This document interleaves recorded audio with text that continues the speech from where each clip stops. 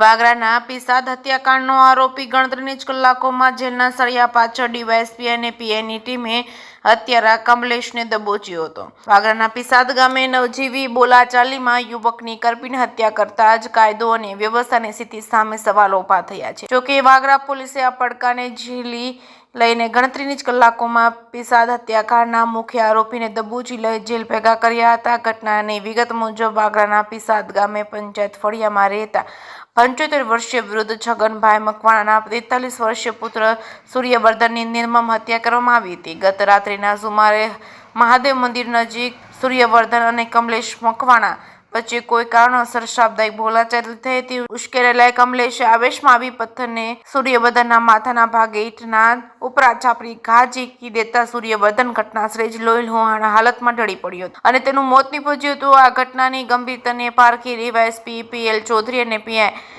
HB ગોહિલના નેતૃત્વમાં અલગ અલગ ટીમો બનાવી તપાસનો ધમધમાટ તેજ કર્યો હતો. પોલીસે આધુનિક સર્વેલન્સ અને હ્યુમન ઇન્ટેલિજન્સની મદદથી હત્યારા કમલેશ મકવાણાને પકડી પાડવા ચક્રો ગતિમાન કર્યા છે. ગણતરીની જ કલાકોમાં તેને લોખંડી સકંજામાં લઈ જેલના સળિયા પાછળ ધકેલી દીધો છે. પિસાદના બનાવમાં ત્વરિત કાર્યવાહી કરી પોલીસે ગુનેગારોને સ્પષ્ટ ચેતવણી આપી છે કે કાયદો હાથમાં લેનાર કોઈ પણ તત્વને બક્ષવામાં આવશે નહીં. હાલ પોલીસે આરોપી વિરુદ્ધ હત્યાનો ગુનો નોંધી આગળની કાયદેસરની કાર્યવાહી હાથ ધરી છે.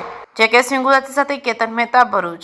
વાગરા પોલીસ સ્ટેશનમાં એક ખૂનનો ગુનો આજરોજ દાખલ થયેલ છે, જેમાં આ ગુનાના જે ફરિયાદી છે છગનભાઈ અંબાલાલ મકવાણા નામનો પુત્ર સૂર્યવર્ધન ઉર્ફે સુરેશ કે જે મરણ જનાર છે, તેઓ પિસાદ ગામે રાઠોડ ફળિયામાં ઊભા હતા.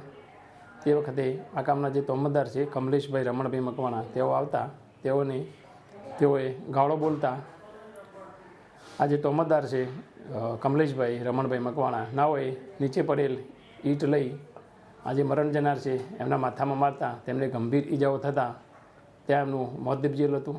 એ બાબતનો ગુનો વાગરા પોલીસ સ્ટેશનમાં નોંધાયેલો છે અને ગુનાની તપાસ હાલમાં વાગરા પોલીસ ચલાવી રહેલ છે અને આ ગુનામાં જે સંડોવાયેલ તોમતદાર છે એને વાગરા પોલીસે તાત્કાલિક અટક કરેલ છે અને આગળની તપાસ તેઓ ચલાવી રહેલ છે.